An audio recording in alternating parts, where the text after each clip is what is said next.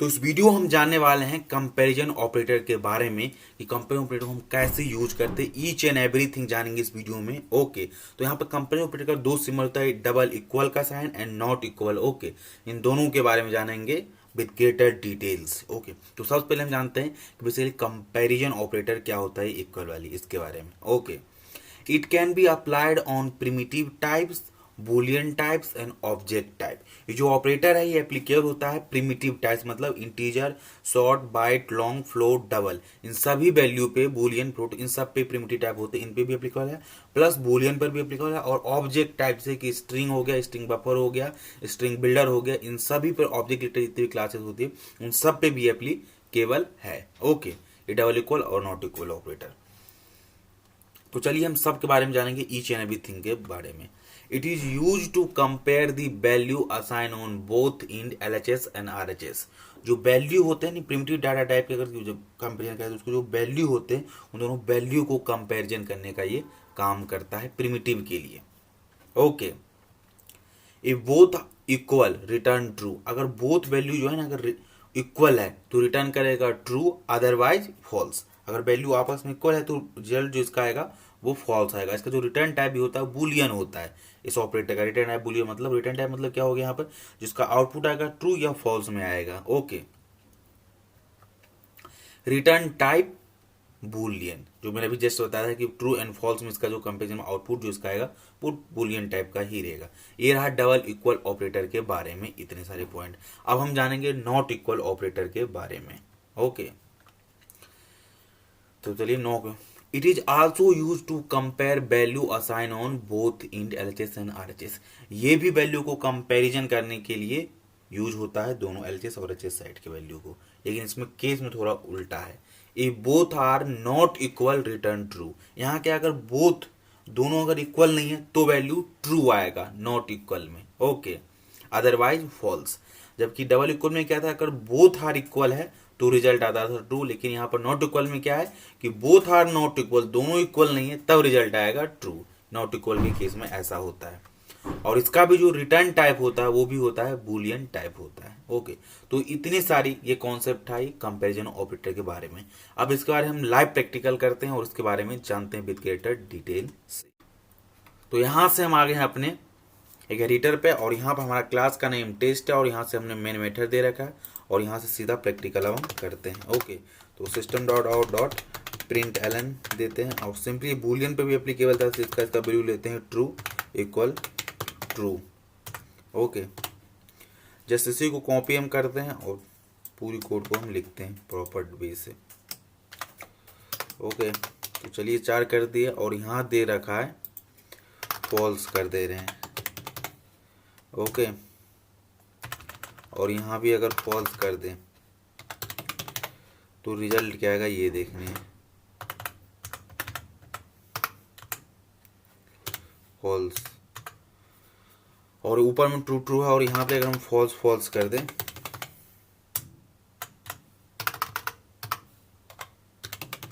Okay, तो यहाँ पर देखिए बोथ वैल्यू क्या, अगर ट्रू ट्रू है तो यहाँ पर आएगा क्या, रिजल्ट ट्रू आएगा। और यहाँ पर दोनों को ट्रू करेगा और फॉल्स करेगा, क्या है दोनों आपस में इक्वल नहीं है तो रिजल्ट क्या आएगा, फॉल्स आ जाएगा। ये भी दोनों इक्वल नहीं है, फॉल्स और ट्रू इक्वल होते नहीं होते, तो यहाँ पर भी वैल्यू क्या आ जाएगा, फॉल्स आ जाएगा। तो इसी तरह से इसका भी वैल्यू क्या आ जाएगा, फॉल्स आ जाएगा। तो हम कंट्रोल ऐसे सेव करते हैं और सीधे चलते हैं यहाँ से अपने कमांड प्रॉम्प्ट पे। तो यहाँ से आगे अपने हम कमांड प्रॉम्प्ट पे और सबसे पहले से कंपाइल करते हैं। तो कंपाइल करने के लिए जावा सी क्लास में हमारा टेस्ट है तो टेस्ट डॉट जावा दे देंगे और यहाँ से एंटर हिट करेंगे। ओके, हमारा प्रोग्राम जो है सक्सेसफुली कंपाइल होगा। वो एग्जीक्यूशन करते हैं, एग्जीक्यूशन के लिए सिंपली हम लिखेंगे जावा और यहाँ दे देंगे टेस्ट और एंटर हिट करेंगे। देखिए हमारा ये डिजायरेबल जो भी आउटपुट था वो हमारा आउटपुट आ गया।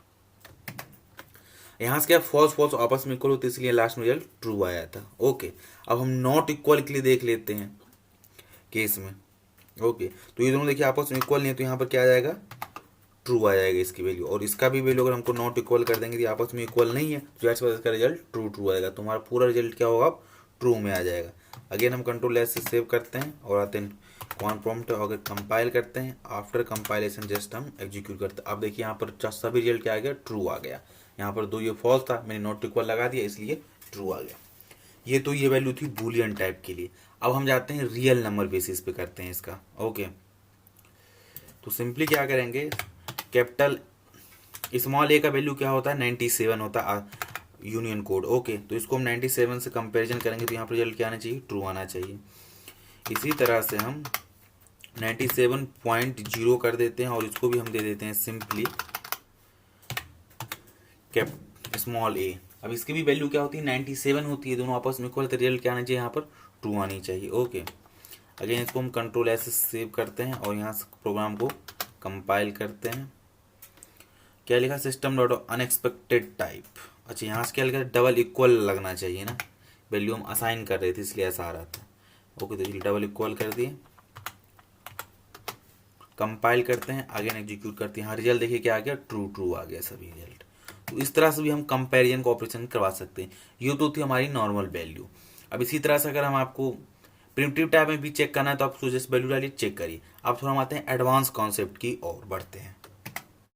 ओके, तो सबसे पहले इसके बारे में जानते हैं। यहाँ पर हमें क्या है कि हमारा एक स्टूडेंट है, स्टूडेंट का ऑब्जेक्ट क्रिएट कर रहे हैं, एक स्टूडेंट का ऑब्जेक्ट क्रिएट कर रहे हैं। ओके, तो यहाँ से हम कोई क्लास ले लेते हैं।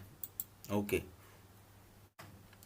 तो हमने दो स्टूडेंट को क्लास का ऑब्जेक्ट क्रिएट यहाँ से हम कर रहे हैं। तो सबसे पहले इस स्टूडेंट क्लास को यहाँ से हम डिक्लेयर करते हैं, सिंपली देते हैं क्लास और यहाँ दे देते हैं स्टूडेंट। ओके, और इसे हमने क्रिएट कर दिया।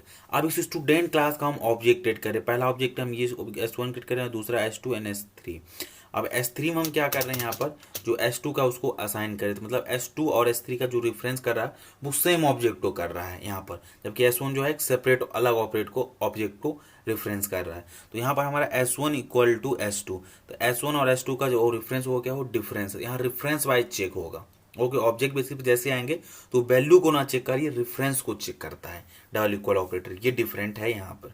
ओके, और यहाँ देखिए S2 और S3 क्या है, सेम ऑब्जेक्ट को रेफर कर रहा है, रेफरेंस कर रहा है, तो इन दोनों को कंपेयर करके रिजल्ट आएगा ट्रू आ जाएगा। ओके, तो इसे कंट्रोल ऐसे सेव करते हैं और सबसे पहले इसे कंपाइल करते हैं। तो अगेन कंपाइल हमने यहाँ से कर दिया और इसको एग्जीक्यूट। देखिए पहला रिजल्ट क्या आ गया, हमारा फॉल्स आ गया, दूसरा क्या आ गया, ट्रू आ गया। तो क्यों आया, आई होप आप ये समझ पा रहे होंगे।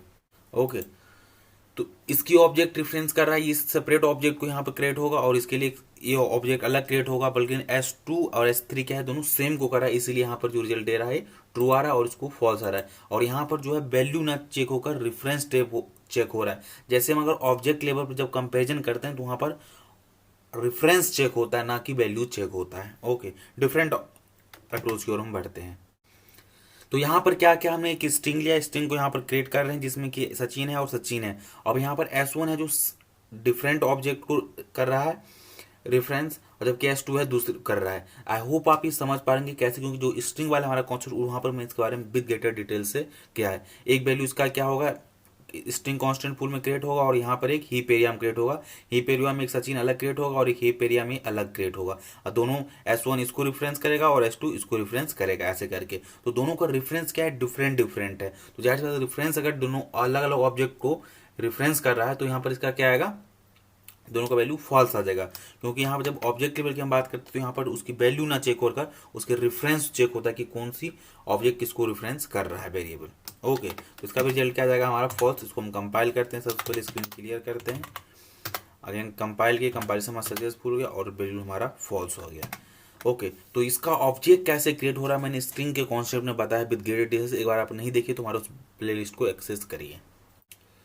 तो अब हम इस एग्जाम्पल की बात करें, यहाँ पर हम क्या एक ऑब्जेक्ट क्रिएट कर रहे हैं, यहाँ पर ओ जिसका रेफरेंस वेरिएबल है, और स्ट्रिंग का कर रहे हैं जिसका एस है, और यहाँ पर थ्रेड का हमारा है टी है। ओके, तो यहाँ से हम क्या करें, ऑब्जेक्ट और स्ट्रिंग में कंपैरिजन करा रहे हैं। तो दोनों क्या कर रहा है, ऑब्जेक्ट एक डिफरेंट ऑब्जेक्ट को रिप्रेजेंट कर रहा है, स्ट्रिंग एस जो है डिफरेंट स्ट्रिंग ऑब्जेक्ट को रिप्रेजेंट कर रहा है, और टी किसको है, थ्रेड ऑब्जेक्ट को रिप्रेजेंट कर रहा है यहाँ पर। तो लेकिन जो स्ट्रिंग और थ्रेड जो होते हैं आपस में सिबलिंग होते हैं, तो जब भी आप किसी सिबलिंग को कंपेरिजन कराइएगा तो वहां पर आपको क्या मिलेगा, आउटपुट कंपाइल टाइम एरर मिलेगा कि आप सिबलिंग को कंपेरिजन नहीं करा सकते हैं। ओके, जो कि मैंने आपको आई होप मेथड ओवरलोडिंग के कॉन्सेप्ट में बात बताया होगा।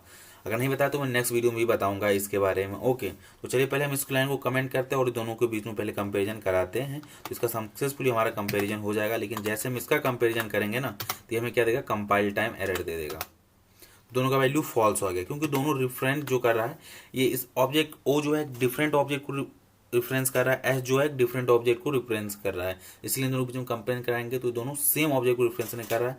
लेकिन जो यहाँ पर जैसे हम स्ट्रिंग और थ्रेड को करवाएंगे कंपेरिजन, ये दोनों आपस में क्या होते हैं, सिबलिंग होते हैं। ओके, तो यहाँ पर हमें कंपाइल टाइम एरर देना चाहिए। और जब भी आप किसी ऑब्जेक्ट बेसिस पे कंपैरिजन कराएंगे तो उसके बीच में एक रिलेशनशिप होना चाहिए, पेरेंट टू चाइल्ड या चाइल्ड टू पेरेंट होना चाहिए, ये रिलेशनशिप है तभी ये कंपैरिजन पॉसिबल है, अदरवाइज कंपाइल टाइम एरर आ जाएगा। और यहाँ पर स्ट्रिंग और थ्रेड क्या होते हैं, आपस में सिबलिंग होते हैं, इसीलिए यहाँ पर कंपाइल टाइम एरर आ जाएगा। ओके, चलिए इसको हम कंपाइल सबसे पहले करते हैं, और यहाँ से देखिए कंपाइल क्या, incompatible type thread and sibling, इन दोनों के बीच में आप इनकम्पेरेबल टाइप, इन दोनों के बीच में आप कंपेरिजन नहीं करा सकते हो।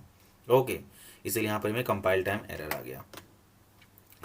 हम कंपैरिजन कब ऑब्जेक्ट बेसिस पे करा सकते हैं, जब दोनों के बीच में एक रिलेशनशिप हो, पेरेंट टू चाइल्ड हो या चाइल्ड टू पेरेंट रिलेशन हो, तभी हो पाएगा। ओके, तो यहाँ पर देखिए स्ट्रिंग क्या है, चाइल्ड है ऑब्जेक्ट का, ऑब्जेक्ट क्या है, स्ट्रिंग का पेरेंट है, इसलिए इसके बीच में कंपैरिजन हो रहा है। लेकिन स्ट्रिंग और थ्रेड के आपस में है, सिबलिंग्स है, जिसके कारण से इसमें कंपैरिजन नहीं पॉसिबल है। ओके।